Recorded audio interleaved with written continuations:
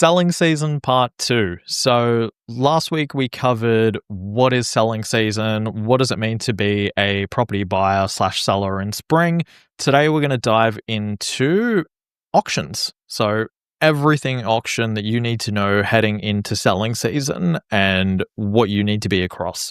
So we're going to break it down into our top 7. So we got a top 7 list of things that you should know about auctions. But first things first, Pete, I want to throw it over to you. What exactly is an auction? There's 2 ways to buy property. So we've got auction and private treaty. And the easiest way to explain what an auction is just to quickly compare the two. So private treaty we'll start with. That's where you make an offer to the agent. It's all behind closed doors and there's no transparency throughout the process. So you basically put your offer forward and hope for the best. Auction's a little bit different. It's where a large group of people will crowd around in public and they will bid for the property. Now, you'll have the auctioneer there controlling the auction, taking bids, and basically the highest bidder will win the property. And it's a very transparent process because you can actually see what all the other buyers are willing to pay and offer for the property. Sure. So the private treaty sale is an extended campaign that a lot of people would be used to seeing, where they liaise with the agent directly and the agent's talking to lots of sellers. And the auction is essentially everyone rocks up on the day and puts in a lot of bids, right? Yep, that's pretty much it. Cool. Sorry to cut you off, a bit of a difference with an auction versus a private treaty in that an auction has a deadline. You have to be ready to buy by a certain date, whereas although private treaty can do a best offers buy, that doesn't necessarily mean that that's when the property will sell. There's no deadline on the private treaty, so you can generally make it work for your time frame. Yeah, that's a great point, Sky. So that's a bit of a pre-frame as to what an auction is and how it's different to a private treaty sale. So let's jump into our top 7 list of things that you need to know heading into an auction. And talking to myself, the first one on the list is actually pre-approvals. So my background being in mortgage and finance broking, pre-approvals is my bread and butter every single day. The best place to start is, what is a pre-approval? So a pre-approval is a pre-agreed limit that a bank's willing to lend you based on the information that they have available and factoring in what property you're looking at buying. So it kind of is like a recipe of things that all tie in together for a loan approval, where they'll look at your income, your expenses, the savings that you have in the bank, and the type of property that you're looking to buy.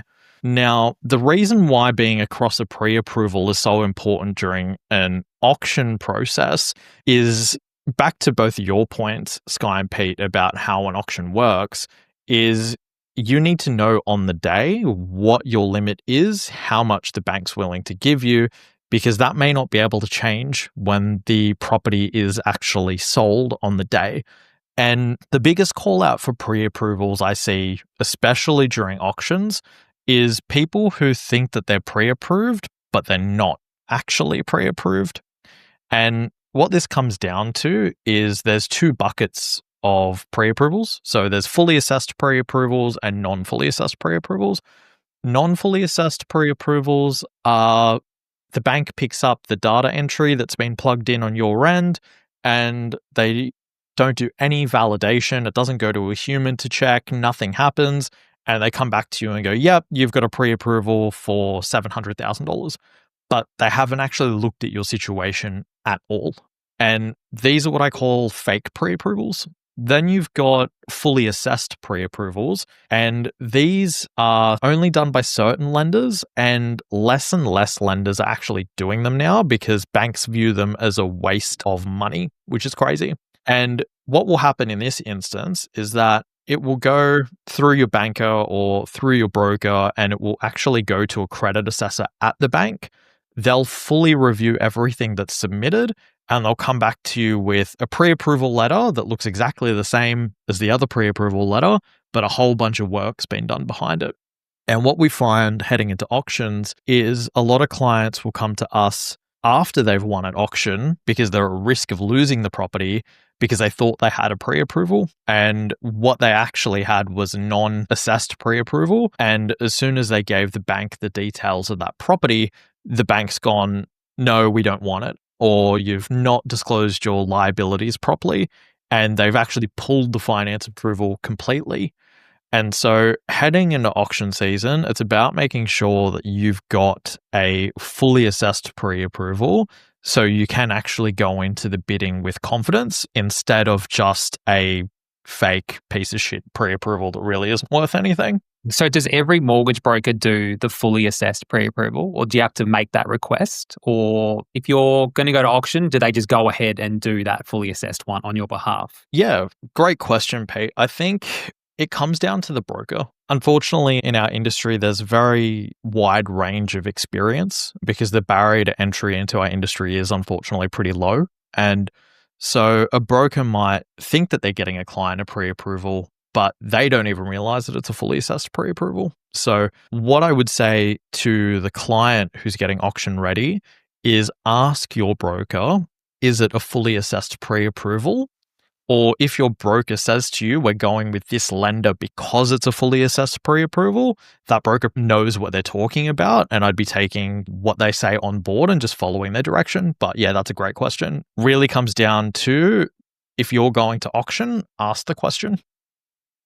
Yeah, it's a huge risk. If your pre-approval isn't fully assessed and you go win the property and for some reason you can't get the finance, there's a massive risk there to you. And we're going to cover that a bit later on, the risk of actually winning at auction and not proceeding. We're touching on that point, I think, in point 7. I'm really surprised how often I see that buyers will come through, say, an auction campaign, and they don't understand this. All they've done, they've gone to their broker, they've got that fake approval, and they think they're okay to bid at auction. It happens so frequently. Bad on the broker for not advising them, hey, these are your two options, depending on what you're looking to buy.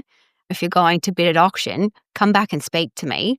So brokers aren't relaying that to their clients, but buyers don't know to even be asking that question. Mm-hmm. Yeah, for sure. And I think you hit the nail on the head, right, Sky? It's a fake approval. It's not even real. So making sure that you've got a proper pre-approval and not a fake approval, because in that way, when it comes down to bidding, you actually know what price ceiling you can go to with confidence. And that's probably a really good segue into point number 2, which is reserve prices. So Sky, do you want to walk us through what is a reserve price and how does that work? Because that's a term a lot of people going into an auction are going to hear. Yeah. So I think I had incorrectly assumed that a lot of people will understand when they see a price guide on an auction property that that's the price it's going to sell for. And I had assumed that everyone knew about the 10% rule. They don't. So if you see 800,000 advertised as a price guide, the idea is that you should apply 10% to that, so 880, to give you a rough indication of what the vendor actually wants. And so we have, as sales agents, we have limitations on what we can advertise a price at. It needs to be within 10% of what the vendor is willing to accept. But equally, the reserve price can be different. So using the 800,000 number, we've got a range of 800 to 880, as in if the vendor has said, I will accept 880, we can only advertise 10% under that. So realistically, the reserve price could be 1 million. The reserve price could be whatever it wants to be. So don't always assume that that 880 is the reserve price. They can be two different things. So thinking in mind that the price guide is just that, it's a guide. And I don't know about you, Pete, you might be able to comment on this, but 10% isn't even enough these days for what it might actually sell for. I'm seeing 15, 20% of what the sales result ends up being. Yeah, for sure. We're seeing the exact same thing. At a minimum, you need plus 10, but we normally tell clients would be much more 20. comfortable. Yeah, 15 to 20. You run your comparable sales and stuff like that as well. But yeah, 10% is often not going to cut it. But Not too many in- people go to auction and they're devastated when they miss out. Yeah, and because that's the purpose of the sales agent, right? Like their job is to set the price at a price where people are interested. So if they were to advertise the property at $1 million, for example, but realistically it's probably valued at that 850, 900, they're not going to get anyone because everyone's going to be like, oh, that's overpriced. If they price it at the 850, chances are they'll get $1 million on the day because of the emotion and the theatrics created by an auction. but it's all around understanding what the agent's goal is, and that is to get as many people there to create that competitive environment. Yeah. Yeah, it's perceived competition. And the more people there, people are going to keep bidding because they're going to be scared about missing out. So you can understand why agents do it. Every time we go to an auction and there's a large crowd, the property goes well over their reserve, Mhm. well over the price guide. Yeah, for sure. And I think especially I'm seeing in the first home buyer space a lot at the moment where the percentage difference it's almost not relevant because of the low property Over the price prices in point. those spaces, right? A few weeks ago, I had a client at an auction. They were looking at a 2-bed unit and it was going to auction. The reserve price / price guide we were looking at was listed at about 520 grand, right? And it ended up going for 680. And because the price point is a lot lower at those points, it's not surprising to see a huge dollar difference. And so I think that's why percentages can get a little bit skewed. And a really good piece of advice, Pete, you just touched on was the comparable sales when you're looking at a property. Do you want to quickly just give us a helicopter view of, let's say there's a property listed and it's got a reserve price and it's going to auction, what would your process be to look at comparable sales to actually get an idea of how much it would sell for? Go on to realestate.com, flick over to the map view, and then just look at all the recent sales within close proximity to that property and see if you can find one that is very, very similar around same bedroom, similar land size. Internals are very similar as well, and see what that sold for. And try and keep the time frame between 3 and 6 months if possible as well. And then from there, if the property that's sold down the street is actually what I'd call an inferior property, it might not be renovated or one less bathroom, and that property sold for, let's say, 900, and if the price guide on the property that you're looking to buy is 800, well, you know it's not going to sell for that. Mm-hmm. Yeah, no, I think that's a great tip for anyone heading into auction season is pull up that realestate.com map and get hunting because that'll give you a true idea of what it potentially looks like. Number 3 on our list of top 7 things that you need to know heading into an auction, want to do a little bit of a rapid fire round with the two of you. There's a lot of common terms, and when I say common terms, they're common to us because we're in the industry and they get used through the whole process. But for someone going into their first ever auction, they can be really confusing. So in 30 seconds or less, can you break down these terms in a way that a first home buyer or first time investor would understand? Let's start with Sky. Can you explain what on the market means when you're at an auction? Yeah. It essentially means that the reserve price has been met and therefore the property is going to be sold. So until you hear that term, there's a chance that the property might not actually get sold. Mm-hmm. So at an auction, if you don't hear that the property is on the market, it means that the person selling the property can just pull the property straight away. Yeah. They could just cancel it, and we'll explain this, but until you hear on the market, don't think that your last bid is the one that's going to buy it. Mm-hmm. Yeah. So on the market, as soon as you hear it, then you know property's actually going to sell that day. Yeah. Awesome. Pete, can you break down unconditional sale? Basically, what that means is you need to take the property as is. So if it's a private treaty sale, which is behind closed doors, you can do subject to finance, subject to building and pest inspection. But on auction day, you have to buy the property as is and you can't include any of those clauses. Mm-hmm. And so that would be another reason why it's important to make sure that your finance is in line, you've done pest and building beforehand, all of your ducks are in a row, because on the day, if you're the winner, it's unconditional, you're signed up, right? Yep, that's it. And again, we'll cover the risks of winning and not proceeding a bit later on as well, which will help explain that point further. Yep, cool. Sky, another one for you. Vendor bidding, what is it? It confuses a lot of people and they think that it's a bit of a dodgy practice, but using the numbers we had before, if the reserve was 900 and the guide was 800, let's say bidding is at 750. Mm-hmm. The vendor can do their own bid at, say, 770 as a vendor bid to start the numbers moving. And generally that will happen when you have multiple bidders on site. And it's just designed to reflect that we're not close to where we need to be and we need this bidding to continue. That's the whole purpose of it. So in South Australia, you can do up to 3 vendor bids. The auctioneer will say that it is a vendor bid. They're not pointing at a bush, behind a bidder, they Mhm. will declare that it's a vendor bid. Yeah, beauty. And I think that's something really handy to know is that vendors do have that up their sleeve that they can basically bid against themselves to Yeah. increase the price, right? Super confusing, but yes. Mhm. All It's right. just designed to keep the movement going. Next term in our rapid fire round, Pete, cooling off. So cooling off doesn't apply in an auction scenario, but basically in South Australia, you have a 2-day cooling off period, and this only relates to private treaty. So the 2-day cooling off period actually allows the buyer to withdraw from the sale Mhm. with no penalty or anything like that. And they have to give a reason, right? Yeah, no reason. You pretty much just send an email to the agent to withdraw from the sale. Now, that doesn't apply in an auction. Once you've signed that piece of paper, you are locked in and cooling off period does not apply. Mhm. So essentially, if you're an auction and you hear the auctioneer say that there is no cooling off because an auctioneer will go through the terms of the sale on the day, if there's no cooling off, that means as soon as it goes under the hammer, it's done, right? Can't change your mind. Mhm.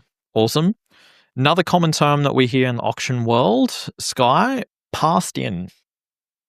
So passed in essentially means that the reserve price was not met. And we'll get into what happens when a property is passed in and what you can do. But essentially, if you're standing there, you've maybe done some bids, and then the auctioneer declares that they're going to pass in. That means that they're not selling it under auction conditions anymore. Mhm. Really good segue into the next one that I'll probably throw back to you as well, Sky, is before a property gets passed in, so before they go, okay, we're not selling it on the day, an auctioneer might stop and they might say that we're seeking vendor instructions. What does seeking vendor instructions mean? Essentially, they are trying to get the vendor to understand where the market is. So the market isn't where they are. They haven't met reserve price. They're going to go seek the vendor's instructions about what the vendor wants to do, explain the realities of what happens if a property is passed in, and try and get the vendor to perhaps understand, hey, depending on what the bid is, maybe we need to look at accepting this bid, reducing a reserve, which they can do in the moment. They can change their reserve price. Mhm. And it's essentially buying some time as well and making the buyers sweat a little bit. So it's definitely a tool that's used if the auction's kind of stalling based on what the seller wants, right? Yep, correct. And so it could be either a strategy or it could genuinely be that, hey, we're not headed where we need to be, and a way to try and get a deal passed on that day. Mm-hmm. Yeah, awesome. Great segue into point number 4. So, Pete, I know you wanted to go through this, but your preferred auction strategy being quick bidding if you've actually got the budget up your sleeve. Do you want to talk us through that? So this is definitely my favorite strategy at auction, Mhm. but it can end pretty quickly and I guess in an embarrassing way if you don't have the budget. So if you've checked your comparable sales and you're like, yep, we've got between 10 and 20% over that price guide and we can comfortably afford that, then the quick bidding strategy works quite well because the idea is to try and control the auction as much as possible. And if you're doing your quick bids, so let's just say some other bidder puts their hand up for 550, you put your hand up straight away within that second and go to 560 or 570, whatever it is. As you go through that process, you're weeding out the people who aren't confident. So they'll Mhm. stop bidding because they'll feel, I guess, intimidated is not the best word, but that's pretty much what it is. They'll feel quite intimidated by the process and they'll stop bidding because they think that you've got this unlimited budget. The risk, if you're not experienced, though, and I do see that, the auctioneer is going to try and make sure the bid increments are, 20, 15 grand as much as possible. What I've seen people do with this strategy is they will keep putting their hand up and they don't even fucking realize they put their hand up to 20 grand increments. So the idea is to try and start to slow it down as well. So we'll go real quick with those 20K increments and slowly start to work it down to the 2K, 1K, $500 increments, just trying to control that flow. Mhm. So it's a great strategy if you can do it right, but it's also a strategy that can go quite wrong if you're not experienced in it. So you kind of want to you want to be quick bidding, but you want to be quick bidding in the smallest possible increments if you can, right? Definitely. You want to start the process quick though, because often there's always going to be someone who's going to put in a low bid to start. That's how auctions often work. Unless you get in early and you put quite a really strong bid. And that's another strategy actually, is to actually know what the property's worth. And just because the price guide is, say, 700 doesn't mean that's the first bid. Maybe you do start at 770 and you knock out everyone else who thought they were going to get it under that price, and then do your quick bidding strategy from there. But there's always someone who will go quick and do it really, really low. And then it's up to you to really try and control that auction and bring it up to that level where it needs to be as quickly as possible, not giving a chance to anyone else to get their bids in, and really control the process basically, and try and make people scared of you in a way and not want to go into a bidding war with you. And you keep doing it right to your final dollar as well, just being confident and hopefully giving off the perception that you've got this unlimited budget and you're not going to stop. Yeah. I mean, it's about winning at the end of the day, right? You are actually there to win. So you've got to be able to project that confidence about getting it across the line. Sky, I know you've been involved in a few auctions recently. Do you see the quick bidding or the high price anchor working really well? Yeah, absolutely. So auctions are theatrical for the agent as much as they are for the buyers. So perception is everything, and that's what Pete's strategy is alluding to. If you give the perception that you have endless money, it will knock out other buyers because they go, oh, well, this is over and done with. Particularly in a large crowd, as you mentioned before, there's already a lot of nerves and there's an energy at an auction, and the auctioneer will play off on that. We love that. As a sales agent, that's what the whole purpose of an auction is to create that environment. But when you've got someone going, oh, 900, nah, no big deal. I'm not worried. I do this every day of the week. That knocks out a lot of buyers fairly quickly. So it's a good strategy.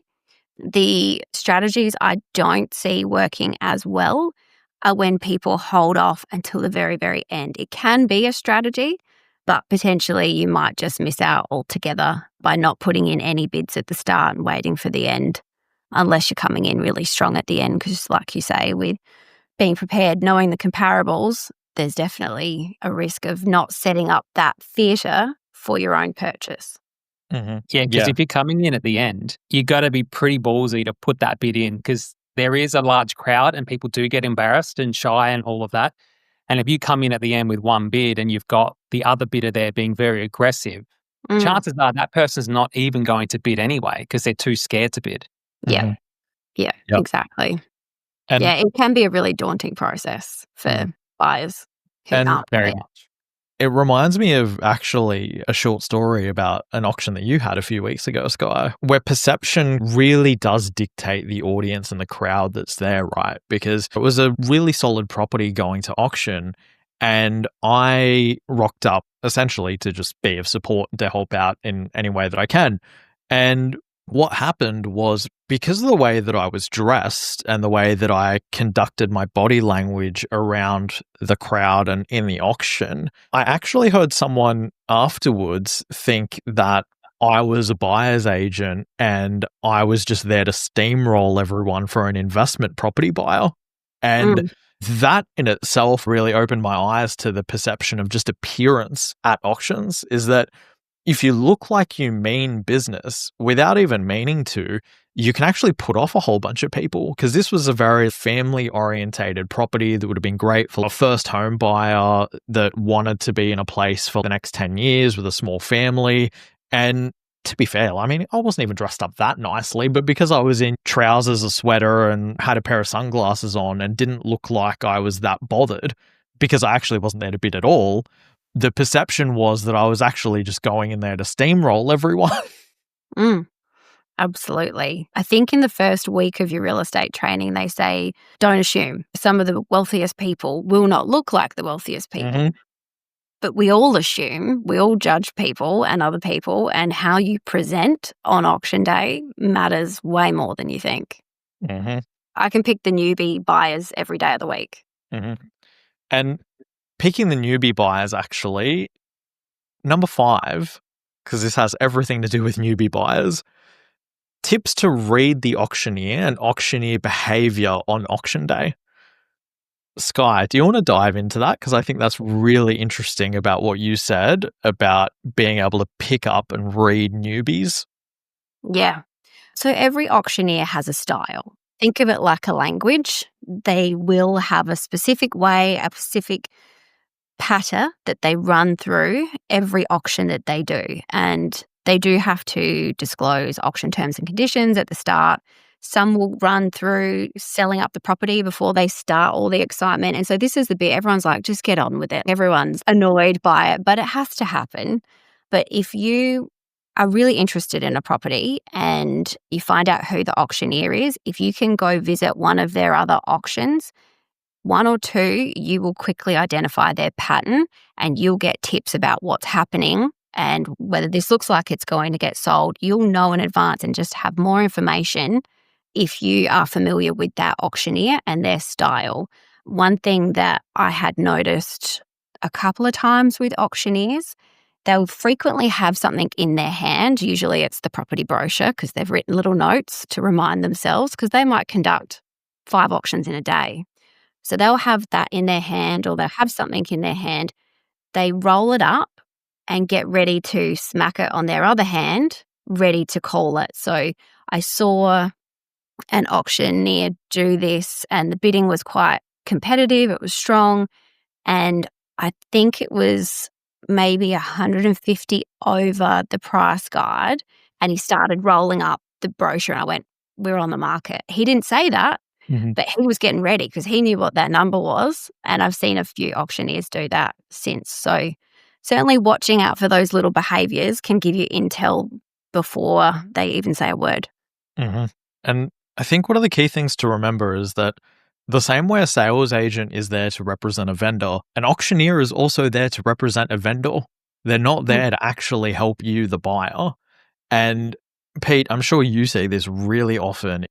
A lot of the time, an auctioneer will be able to actually pick the more inexperienced buyers in the crowd, and they might walk over to them and be like, do you want to put in a little bit more? I think we're pretty close. And instead of being separated, they actually work the room a little bit, but they don't work everyone in the room. They generally just pick the 1 or 2 people that they think either have the budget or don't have the confidence to stick to their limits, right? Definitely. And if you've given away too much information to the real estate agent, the auctioneer is going to know that. A lot of people don't realize the auctioneer will meet with the agent and the vendor as well. Because I've been on the other side of selling via auction. They will meet with both the vendor and the agent and get all the information around who the buyers are, whether they're cashed up, what their circumstances are, and they know exactly how to approach those buyers. And what I do see with the beginner buyers, they almost somewhat bully them a little bit, like in their body language. Not even somewhat, it's just outright, right? It really is. And it's theatre, like Sky said. So if you watch them carefully, the way they turn to buyers and they, I guess, welcome them in, they pretty much shift their whole body to the buyer as a way to welcome them in quotations, to the bidding, but also to intimidate them as well. And they look directly at you. They look right through you and they will push you to actually continue to bid. I've had that done to me as a professional auction bidder where the auctioneer will just look directly at you and they will push you. And that works on a lot of people where they'll just exceed their limits as well. So one point I did want to make was set your budget, because when they use this tactic, it's very easy for you to exceed your budget because they're intimidating you and pushing you up higher than your budget and you don't even know it. Yeah, that's where actually using a buyer's agent, even if it's just for negotiation and bidding on the day, makes a huge difference, right? Because it takes away that emotion, that pressure. Because all you do, Pete, you would see it, is that you've got the client's ceiling. And so you go in there, you're not emotionally attached to the situation and you can just pull the cord as soon as you see fit, right? Yep. We get clients to sign what their maximum budget is and we will only work up to that budget. But we also have a conversation with them about what is your absolute max stretch, because you don't want to be upset about missing out over $1,000. So whatever your budget is where you can sleep at night for missing out on the property, that's what we work towards on the day. And then you don't fall for the auctioneer giving you the googly eyes trying to look directly through you, right? Yeah, it's horrible because I bought my first property through auction. And to be honest, I probably overpaid for it at the time, but this was years ago now. The feeling of the way they do it is, it's not very nice for a first-time buyer. You do really feel bullied into the sale in a way. But that's a good auctioneer, though. You were selling the property. You want that auctioneer to do that for you. So you have to understand why they do it. They're working for the vendor. And if you were in the vendor's shoes, that's exactly what you want. That's their job. So, Yeah, for sure. Sky, have you got anything to add? Yes, off the back of that, while you need to remember that the auctioneer and the sales agent work for the seller, I see sometimes people perhaps get intimidated or insecure about the process, and they particularly, sorry guys, men, and they get really like, Don't apologize. It's the truth. and they just get a bit toxic about it, and they're really offside with the agent and the auctioneer because they don't want to reveal their cards. But at the same time, getting the auctioneer and the sales agent offside actually won't do you any favors. There's nothing wrong with being courteous and polite and all the rest of the things. And I see buyers do this. They get everyone offside and it just hurts them every time because there is, as an auctioneer, they're effectively like a puppeteer. They're controlling not just the buyers in the crowd. They do actually have significant input with the seller. So if you've got the auctioneer offside and he's like, this guy's a dick, he's not going to do you any favors. He's just going to go, oh, I'll pass it in, whatever. So really, you do just need to be careful how you present and don't be intimidated by the process. Just be your usual happy, delightful self and keep your cards close, but you don't have to be off-putting to do that. Completely agree. It just comes down to that balance, right? The balance of reading the auctioneer, knowing what they're trying to do, but also not completely detaching yourself from it, because at the end of the day, you also need them on side to try and get the property on the market and to get the job done. Yep, for sure. All right. So point number 6 here we've got for you, Impty, is valuations before auction and shortfall. Yeah, so this is another really big one that we see heading into auctions, right? Because auctions are unconditional. It's under the hammer on the day. What you pay is what you pay. Now, when you're borrowing funds, when you're getting a home loan, part of that process is a bank valuation. So bank valuations can be done in multiple ways. Some banks will just do what's called a desktop valuation. So they'll just run it off their internal system and no one goes out and views the property. There's a short form valuation where it'll go to a valuer to review, but they still might not go out and look at the property. It's just a second set of eyes over the digital valuation. You've got a curbside valuation where someone will go out and just drive by the property and just make sure that it matches the realestate.com.au listing. You know, it's not a fucking crater in the ground and it actually exists. And then you've got a full valuation where a valuer will go to the property, go through it, do a detailed report and send it back to the lender. Now, why valuations are important is that if your valuation doesn't come in on your sale price, e.g. there's a shortfall. So let's say you've agreed to a sale price of $750,000 on the property and the valuation for the property comes back at $700,000. You've got a $50,000 shortfall there. And the problem is that the bank will base the pre-approval off, let's say, the $750,000. And then as soon as you've got a gap at that $700,000, what you need to do is actually bridge that difference in cash. And so what happens is if a valuation shortfall occurs, you need to be prepared to be out of pocket potentially another $10,000, $20,000, $30,000, $40,000. Now, it's not all doom and gloom. If you work strategically with the right broker through your process, they'll actually know which lenders will take desktop valuations for properties. And Pete, you and I do this regularly with your buyer's agents clients, right? Is to make sure that they're not overpaying and their lender will accept the valuation. We actually run the valuations before offers go in on the property. And if you're able to do that heading into an auction, you can go into an auction knowing that, let's say your price ceiling is $800,000, you can't spend anything more than that. If there's a desktop valuation saying, you know what, the bank will take $800,000 as well, you know that you're not going to end up in a situation where there's a shortfall. And that's where valuations become so crucial in an auction situation because there's no subject to finance at all. Once you're under the hammer, you're buying. So managing that risk comes down to getting a fully assessed pre-approval and also potentially having a desktop valuation there ready to go so that you know that your finance approval is actually going to get across the line. Yeah, because what's the risk though if there's a shortfall gap of say 40K, the buyer doesn't have 40K, what happens to them and their contract? I know the answer, but I'm just asking you what Well, happens. they're hamstrung. They need to run around and either try and organize finance through another party to get it across the line. So it might be a subprime lender or a private lender where they have to pay 2, 3, 4% more interest, $20,000 establishment fee just to override a valuation. Or they put their deposit at risk and essentially they have to forfeit their deposit that's due on the auction day Mm-hmm. and walk away with nothing. And for a first home buyer, that's potentially every dollar that they've saved, right? Yeah. And straight away, because the valuation didn't stack up and they can't afford the difference, because they were told that they were pre-approved when they weren't pre-approved, and because they got told everything would be fine when a valuation wasn't done either, they potentially risk losing every dollar that they've saved for that property in forfeiting the deposit. So that's why valuations are so crucial, especially when it comes down to auctions.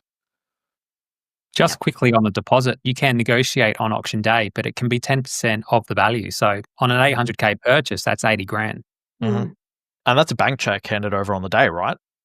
Yeah. And again, you can negotiate for the next day, but yeah, they generally want it on the day. Mm-hmm. And we probably just touched on this, but it's probably good to recap the possible consequences. So point 7 that we wanted to go through was the risks of not proceeding after winning the auction. We did cover forfeiting your deposit, but what other nasties can potentially pop up if you don't proceed after winning an auction? So one risk aside from losing the deposit is if you've signed the contract, so let's say for $800,000 on auction day, and you pull out and you withdraw from the sale, yes, you risk losing the deposit, but also if the vendor can't find another buyer for a similar price, there is a potential legal action they can take for the gap. So if they find another buyer for, say, $760,000, there's a possibility that they could hit you up for that $40,000 gap. Mm-hmm. And that's something not a lot of people know about, is that in their remedies, that is actually possible where they can be like, cool, we're going to take your deposit, but also we lost, let's say, 50 grand on the sale. We're going to activate a clause in the sales contract, which means we're going to pursue you for the lost difference. I didn't know that. Yeah. It's definitely a thing. Very common in business sales, actually. That happens when people pull out of a business sale contract. Yeah, I think it's super rare, but if you've overpaid. Oh, yeah. Yeah. 100%. Or they issue a notice to complete and try and get you to complete the transaction anyway. Yeah. Yeah, you're right. Potential for dispute or debt recovery. Yeah. It's losses incurred from breach of contract. Yeah, Pete, I think that's a great one because not a lot of people actually realize that. It's not just forfeiting your deposit. So you could forfeit your entire life savings and then get sued for another 50 grand, which is why you need to be across everything that we've talked about today. When you're heading into an auction selling season, we're seeing auction boards go up, auctioneers are out, they're putting people under pressure. Know your limits, be prepared, and don't let anyone back you into a corner that you're not comfortable with. At the end of the day, it might be the dream property, but you also don't want it turning into a nightmare situation. And in terms of nightmare situations, probably a good segue into a toxic take. So our one sentence, really direct opinion on the whole topic. Pete, what's your toxic take in regards to auctions? You have a higher chance of overpaying if you let your emotions take over. Mm-hmm. Mine would be most pre-approvals aren't worth the paper that they're written on, so be careful or it'll cost you.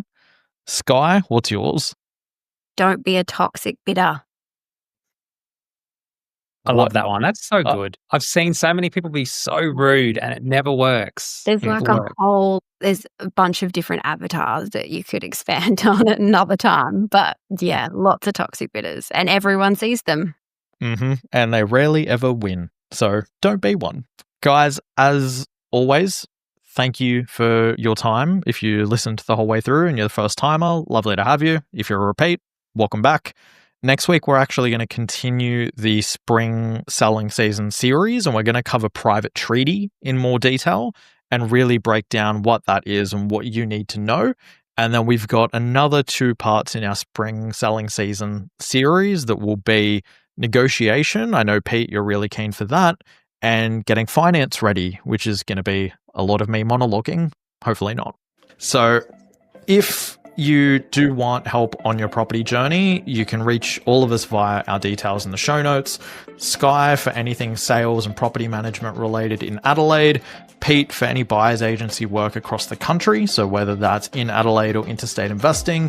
And yours truly, I can assist with your home loan purchases, business finance, commercial finance, SMSF. So if you want to get into contact with us, our details will be in the show notes. But besides that, thanks guys.